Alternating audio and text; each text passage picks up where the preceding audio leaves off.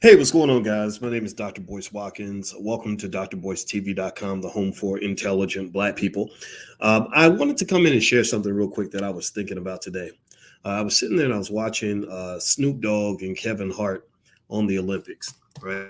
And I saw as Snoop Dogg and Kevin Hart were doing their Olympic coverage. I was real happy for them, right? I was really happy for these brothers to, get the opportunity to do what they do.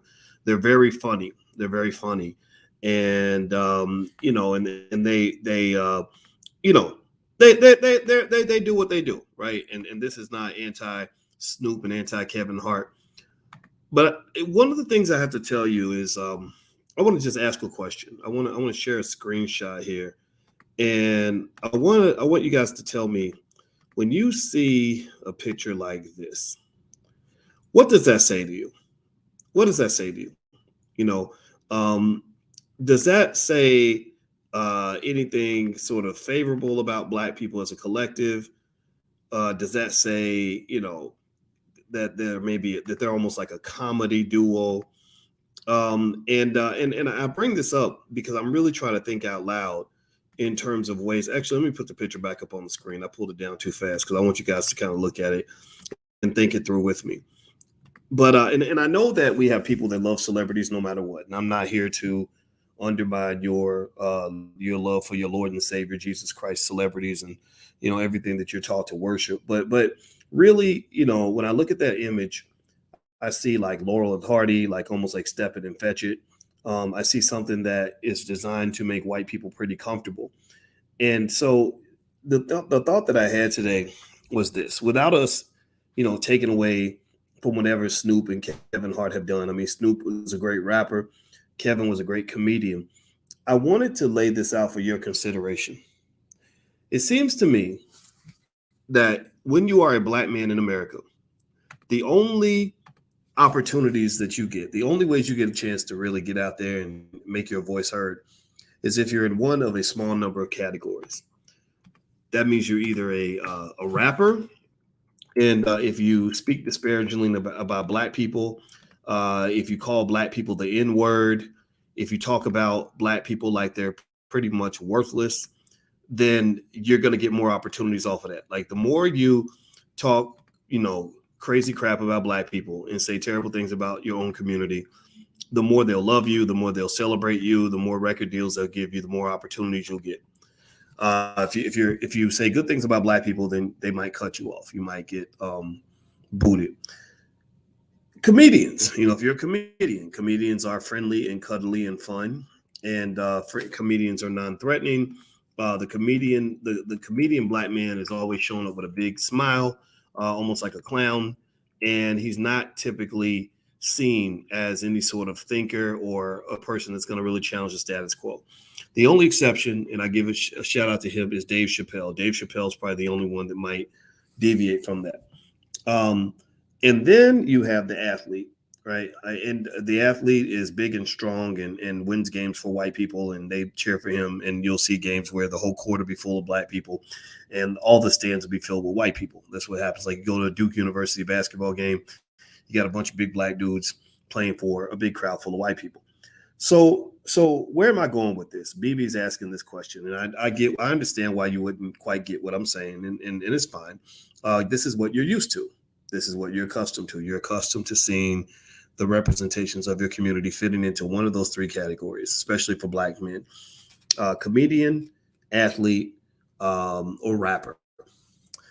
Well, one of the things I want you to consider is this: whenever there's an election and there's an opportunity to move trillions of dollars towards solving problems in Black communities, like all the little babies being shot in the street every week, all the people that are poor, can't get jobs, can't build wealth. 100,000 Black kids every year approximately graduate without being able to read at grade level. You have an opportunity to change that. And the reason that that doesn't get changed is because when the politicians are saying, what do Black people want?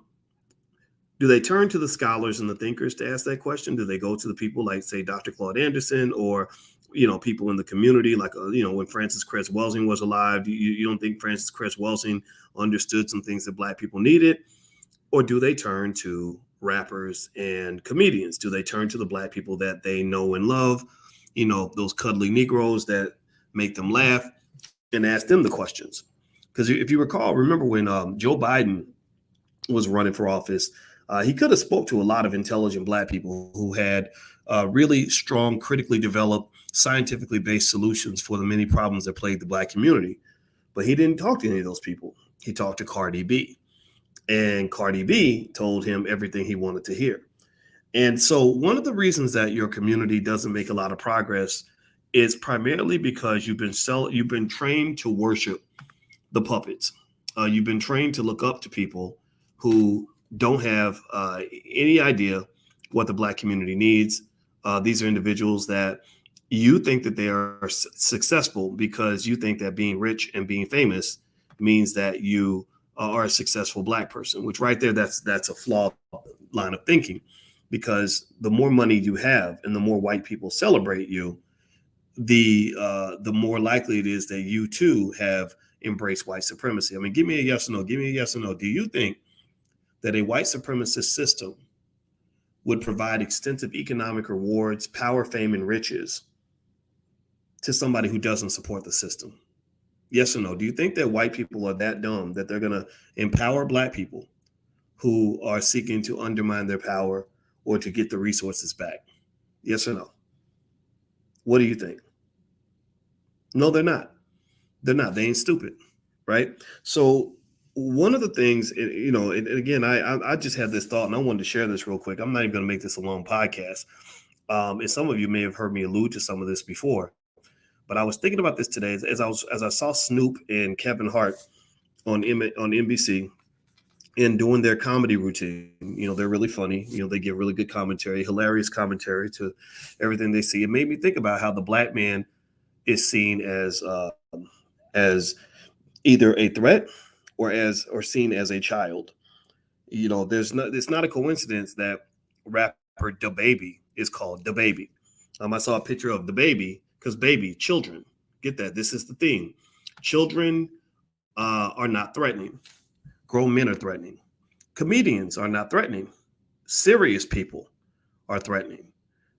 Those who are destructive to the black community are not threatening, like calling black people the N-word and telling black people to kill each other, telling young kids to get hooked on drugs. The people that want to help the black community are the threatening ones. People like you and I, we're the threats, right? We're the threats. So effectively, I'm not sitting here waiting for white people to change their behavior. I'm not asking white people to start putting people like me on TV. You could take your TV and shove it up your ass. I don't need to be on CNN. I've done all those shows. I've been on national TV more times than I can count. Back when I was on the faculty of Syracuse University, I'm done with that. And I walked away from that because I realized that that's not a place where I could actually make a difference. That when I went on those platforms, I was pretty much given, a couple of sound bites to pretty much talk about whatever they told me to talk about. And that's when I learned that liberals are just as racist as conservatives and that black people have to get away from this Democrat Republican nonsense. But I really want to kind of share this thought openly for those of you that get it, those of you that are trying to get it, trying to understand it. Keisha seems like she gets it. She says Neely Fuller calls it racial showcasing, showing that a few of the black population are doing well, but these are handpicked individuals who are used to influence the masses of black people. I agree. So how many times do you see black children when you ask them, who are your heroes? Who do you want to be like? Who gives you inspiration and hope? Well, they're going to point to a black celebrity.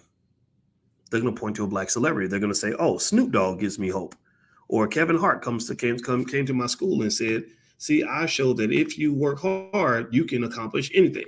So if I work hard, I can be the next Kevin Hart. I could be the next Snoop Dogg. I could be the next NBA superstar, right? And what that does is you pretty much end up living a real life version of the Hunger Games. If anybody's a thinker in this room, which hopefully most of you are, go watch the Hunger Games, and I want you to pay attention.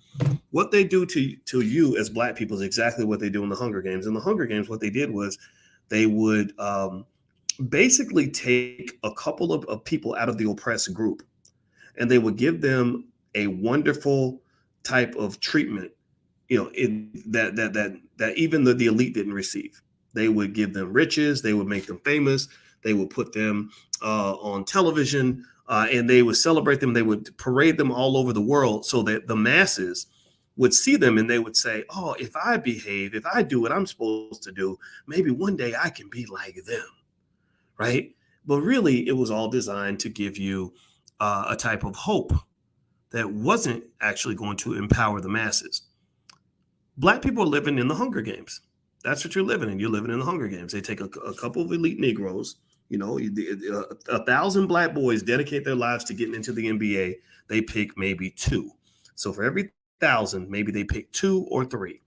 The other 997 are pretty much done. They most of them dedicate their lives to playing basketball. You were 5'9" and you thought somehow you were going to be the next great point guard for the Lakers or whatever, with your little 5'9" behind. But for some reason, nobody ever told you that there aren't that many players in the NBA who are 5'9" tall.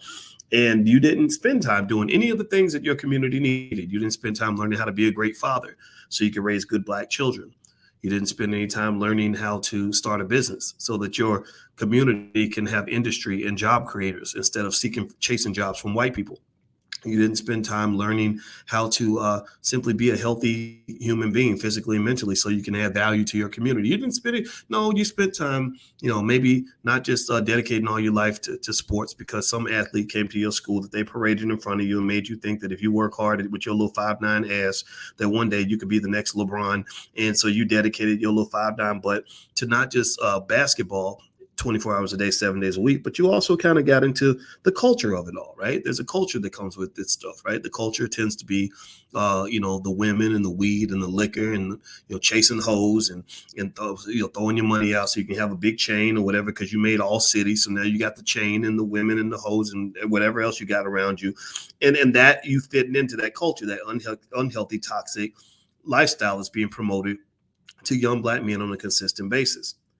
And so what I want the thinkers in this room, I want the strategists to understand what this does. What this does is it creates a pretty much like a landfill, like a wasteland of millions of 30-year-old black men who've never even learned the basics of what it means to be a man.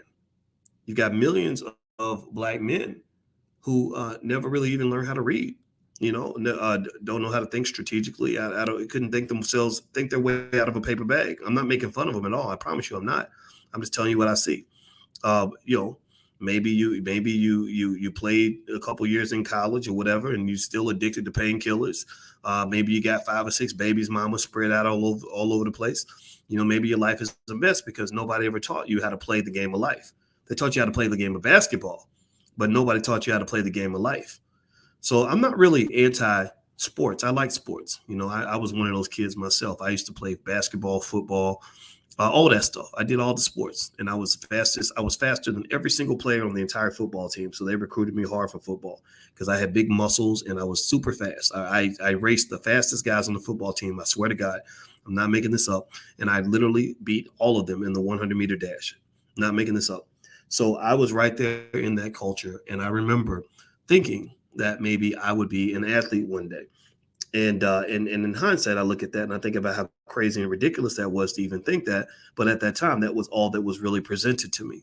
See, I want y'all to pay attention now. I want you to go to every hood in America. And here's what you're going to find. You're going to find established, well-designed systems that are designed to produce the next LeBron James. Thousands and thousands and thousands of your little black boys are being recruited into sports. And they're searching for the next black kid they can make $100 million off of. They know they're going to throw away. It's like, it reminds me of gold mining. If you go study how gold is mined, what they do is they'll go on a mountain, right? And they'll go get like 3 tons of dirt, 3 tons of dirt. And in that 2 or 3 tons of dirt, they might find like an ounce of gold. I swear to God, like it's something ridiculous. Like it's some ridiculous ratio. There's a ton of dirt to find a little tiny amount of gold out of all that dirt. But the rest of the dirt gets discarded. It's pretty much, worthless. Maybe they put it on the beach somewhere or whatever, but it doesn't become anything. But they're going to go through all that dirt just to get access to the little bit of gold that's in the dirt. Well, when they're searching for the next LeBron James, the next Carmelo Anthony or the next whatever superstar you admire, right? They're going through every hood in America to find those kids. They'll get 1,000 kids all pumped up and dedicated to playing sports. and they'll dedicate their whole life to sports. They'll spend more time on the football field than they spend in the classroom. They'll spend more time on the basketball court than they spend learning how to build wealth, how to invest, how to do things that their community needs. They dedicate all their time to figuring out how they can get the opportunity to go serve the richest white man and make the most money playing for him. And then out of that 1,000 kids that dedicate their lives to this one specific task of getting a high-paying job, 3 of them get picked, and the other 997 become that dude that's sitting on the corner, that motherfucker who's sitting over by the liquor store, who's living in the bottle, constantly reminding you of how he was all city back in 1992, or that guy who, again, got the baby's mamas and no way of earning income because nobody ever took the time when they were teaching them all the X's and O's of sports. Nobody ever taught him the X's and O's of running a business or making money or whatever. Or that guy whose kids can't stand him because they look at him and they're embarrassed.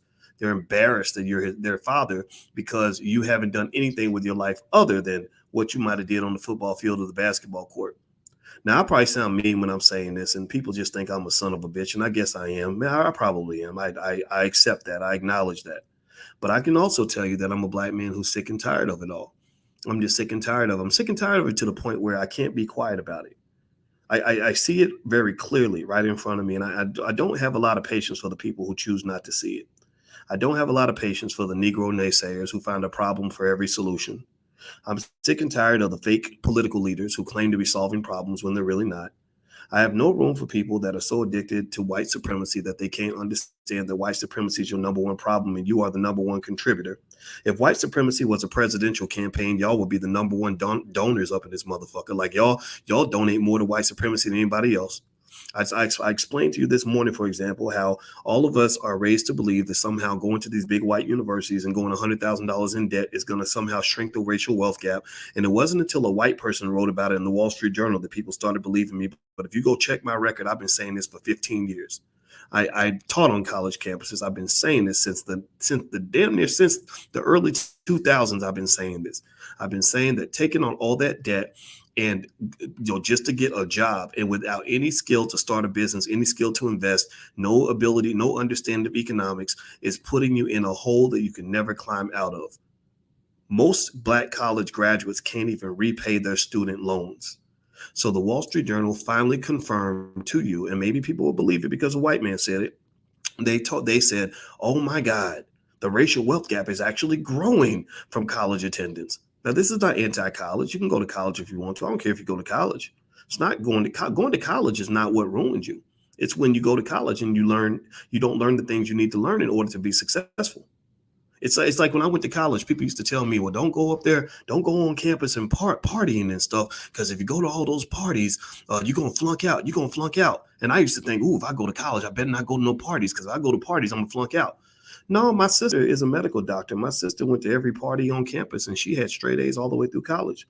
So how can my sister have straight A's all the way through college and still go to every party on the campus? She would go to parties on other campuses. My sister was a party animal. I wasn't, but she was. Well, the reason that my sister could go to college or make good grades and still party was because she understood that that going to the party is not what caused people to flunk out. It was when you went to the parties and you didn't do anything else. It was when you went to the party and that was all you did that day. It was when you went to the party before you sat down and did your fucking homework. That's what led to people flunking out. The parties were not the cause of them flunking out. It was the lack of doing what you're supposed to do that caused them to flunk out. So going to college is not what's causing the racial wealth gap to grow. College is not the sin. The sin is when you go to college and you didn't do what you were supposed to do.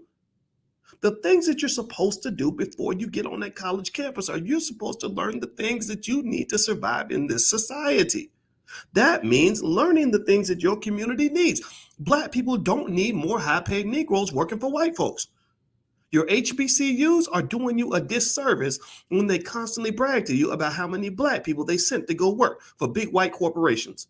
Well, we sent 10 Negroes to work for Procter & Gamble, and we had 14 Negroes that went to go work for Goldman Sachs, and these Negroes went to work for Merrill Lynch, and we're very proud of that. While at the same time, they're ignoring the Black people who did the hard leg work of actually going out and learning how to create a motherfucking job. They ignore the Black folks that were able to dig in, and pick up their shovel and go start a damn business so they can actually own that damn thing and create something that generates true wealth and generational legacy. See, part of what is insidious about white supremacy is that when you're a child and your parents hand you over to the system and say, "Here, educate my baby because I'm just black, I'm too stupid to do it myself." When they hand their children over to this system, the system says, "Oh, this is great. Now we got your babies. Now we got your kids." So first thing we're going to do is we're going to teach you that white people are just better than you. We're going to teach you nothing about true black history. We're going to give you a little bit just to make you feel good. We'll tell you about Martin Luther King. We'll tell you about how Abraham Lincoln freed the slaves and Harriet Tubman and Frederick Douglass were around. But we're not really going to tell you about. We're not going to tell you about like Marcus Garvey or A.G. Gaston or any of the black folks who are actually able to build something, because Lord knows we don't want you to build nothing of your own. Why would you need to build? You have us. We're your parents. We're your saviors. We'll take care of you. Just make sure you behave. And then at that point, what they do is they insidiously don't ever incorporate any sort of financial literacy. They're like, oh, why would you want to learn how to be a captain of industry when we've already got the industries built? We need employees. Most universities are built to create more employees. So then when you graduate and you have that piece of paper in your hand, the only thing you know how to do is go get a job. And then on top of that, you're consuming all of your media from your oppressor because you don't know how to build your own media outlets. You are also simultaneously making sure that almost all of your core values are coming from the people who hate you the most. You're literally learning what it means to be black from people who have proven beyond any reasonable doubt that they care nothing about black people. And then you wonder why 20 years down the line, your families are all fucked up. Your children can't read worth of shit. Your little kids are being shot up in the street because you up here running around talking about Black Lives Matter and getting mad at cops, but ain't paying no damn attention when people getting killed in your own neighborhood. You're running backward and you think you're running forward. And that's the game. That's what's beautiful about the whole system.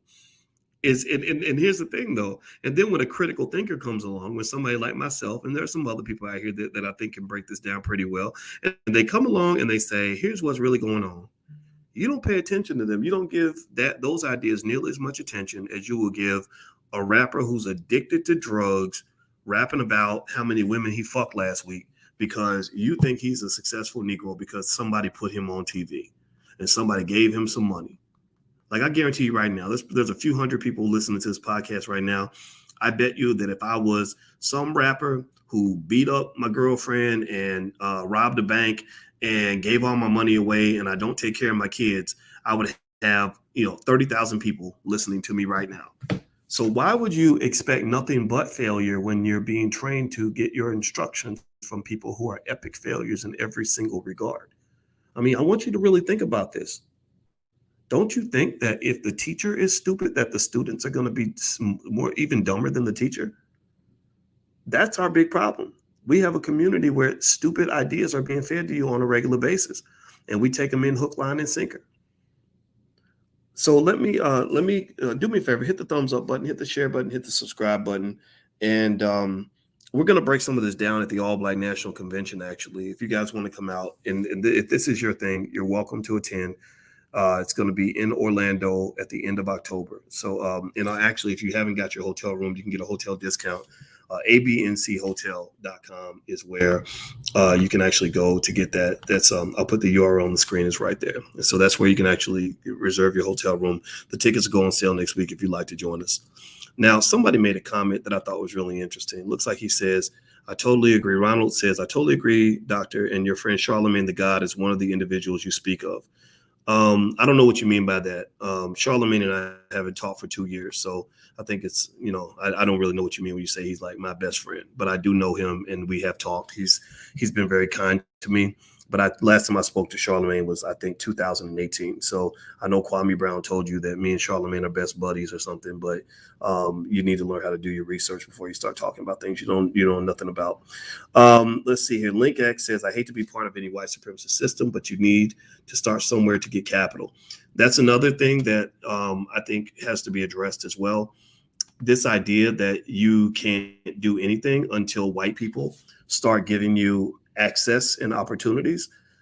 I'm not here to say that white people can't help, Sure, it would be absolutely wonderful if white people decided to do the right thing and write you a $15 trillion reparations check and give you access to all the capital that you need. But I encourage you to understand that waiting for white people is another form of white supremacy. That you can't sit here and say I'm an empowered, independent black person, but I need white folks to help me become independent. That doesn't make any sense. That's an oxymoron. Like I am strong. If white people help me, I can do it all by myself. But I need white folks to come through, because when they don't come through, I'm going. Look, here's what we can agree on. Here's what we can agree on. There is nothing. Um, there's nothing to say that if white people came along and decided to stop being white, that things would not be easier for you. Absolutely. If white people, it's like if I play for the Lakers and I'm playing against the Nuggets, sure, I could probably have a greater chance of winning the game if the Denver Nuggets would start turning the ball over more. If the Nuggets would start missing more shots, then absolutely I would have a better chance to win. But what if the Nuggets don't start missing shots? What if they don't turn the ball over? Does that mean that I just say, well, the reason I didn't win is because they played better than me? Well, I guess you could. I mean, I guess that could happen. But I would almost challenge you to say that when you're talking about dealing with racism and white folks, the idea that I'm supposed to sit here and feel sorry for myself until white people decide to do something for me, do you understand? Give me a yes or no if you understand how that is a white supremacist concept within itself.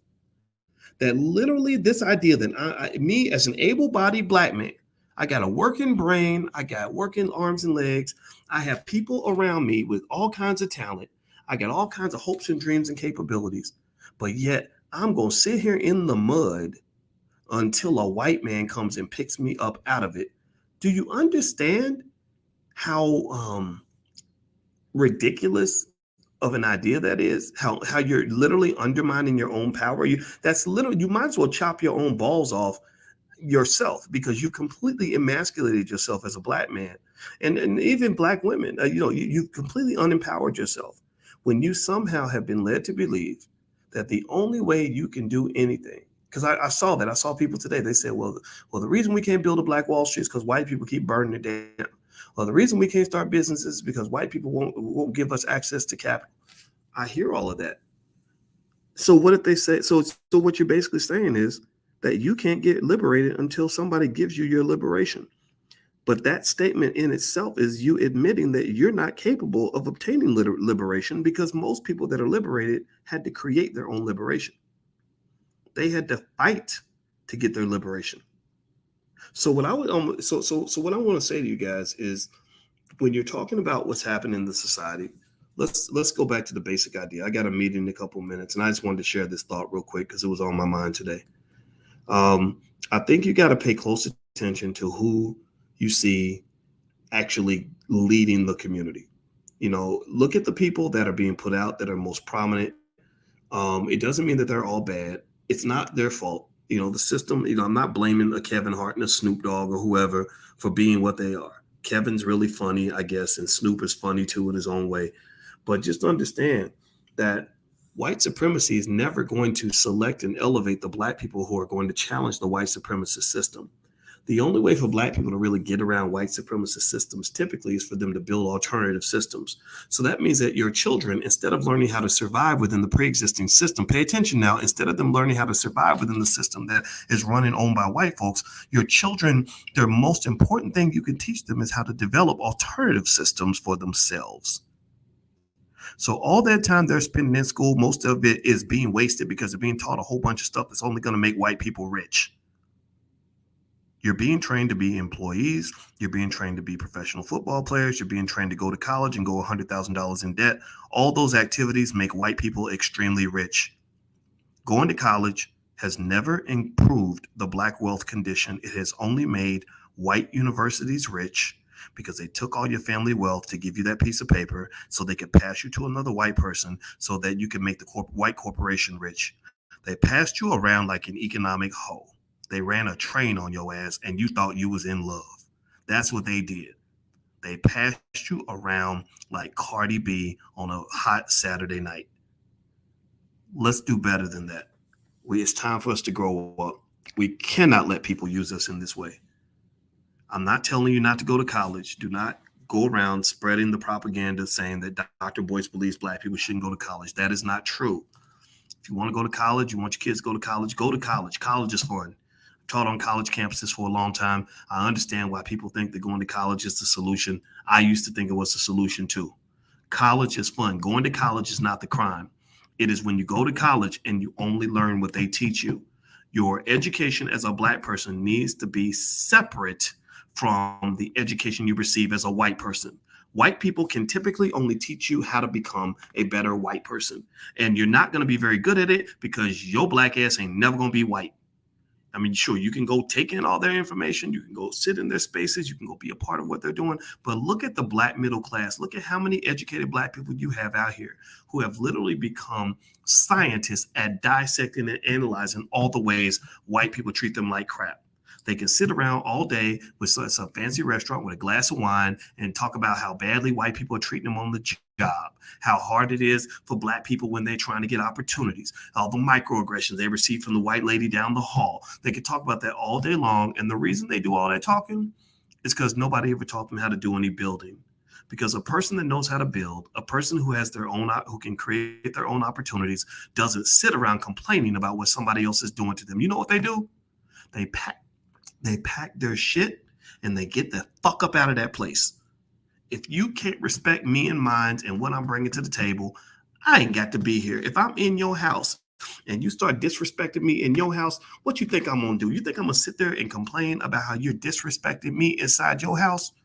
No, I'm going to go home because I got a house.